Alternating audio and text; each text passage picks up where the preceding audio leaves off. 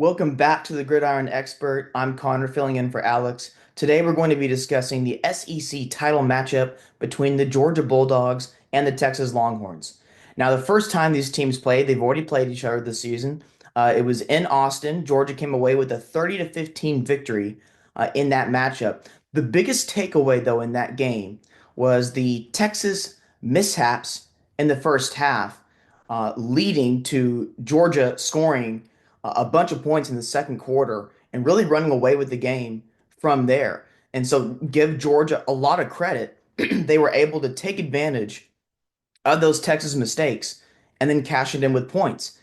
When you look at that matchup, you're just looking at the score, for example, you're probably assuming, wow, when Georgia was up at one point 23 to nothing, that they were dominating Texas in every single facet of the game. But that's not really the case with that matchup. In fact, what really happened again was Texas having a bunch of mistakes in the first half and then Georgia capitalizing on it. Sometimes we see a lot of teams have a lot of mistakes in the early goings of a really big matchup, but one of the other teams, the opposing team, doesn't really cash in their mistakes and take full advantage of it. But Georgia did, and Georgia was able to kind of cruise control from that point. Of course, there was at least one point in the third quarter, Texas was able to score back-to-back touchdowns to make it a one-score game at 23 to 15 at that point.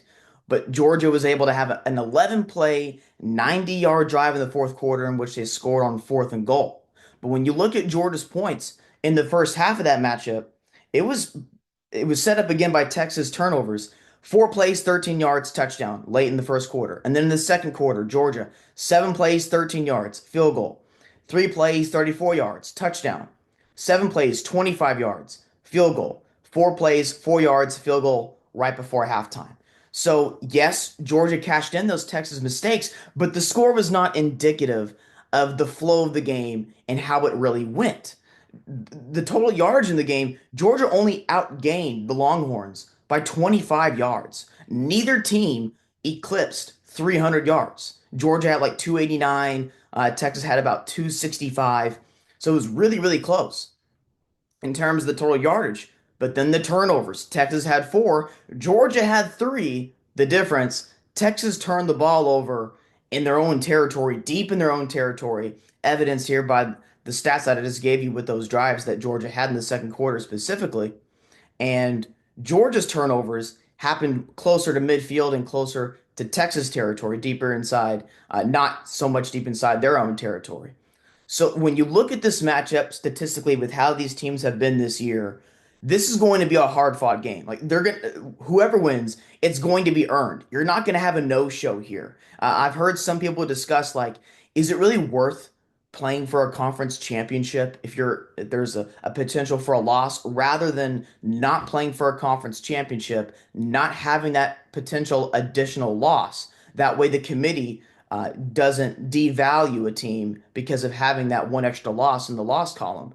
I don't think that's going to be the case, at least for the SEC and the Big Ten. So Oregon, Penn State, Texas, Georgia. I think we're going to have tremendous matchups here, and I would be surprised to see any of those four teams win by a large margin this weekend. And so I'm expecting a really tight, close game between the Longhorns and the Bulldogs.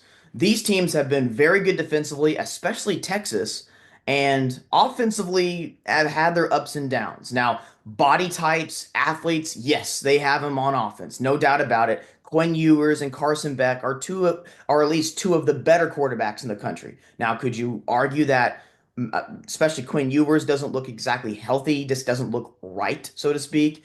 Has Carson Beck been up and down? Has his performance been questionable as of late? Yes. So you could argue that the talent that neither offense is living up to their ceiling or to their talent level. Yes, but the athletes are there. And then defensively, obviously the athletes are there for both teams, and they've mostly lived up to their athletic ability. Georgia, however, when you look at this matchup with the teams coming into, so like what happened this past week, coming off of rivalry week, Georgia is coming off of an eight overtime victory against Georgia Tech. Okay, now we could have a 10-minute discussion of what happened in that game, but Georgia found a way to win. You could argue that maybe there were some questionable calls that largely went the Bulldogs' way. It was a rivalry game. It was the way Georgia Tech has played this year. It's not shocking that the game was a hard fought win for Georgia. Now that close, okay, yeah, 8 overtimes. Maybe that wasn't anticipated, but a 19-point spread seemed a little bit high in that kind of matchup. But regardless, Georgia found a way to win, but it was a hard fought win. So how much energy did that take out of Georgia? And then Texas, they had a 17-7 victory over their arch rival Texas A&M this past weekend. But the score I don't think was indicative of the decisive margin that Texas actually won on the field. Okay, so the score is one thing, the score is obviously the most important thing, but when you look at the flow of the game, Texas dominated on a play-to-play basis. Texas A&M's defense kept them in the game, no doubt.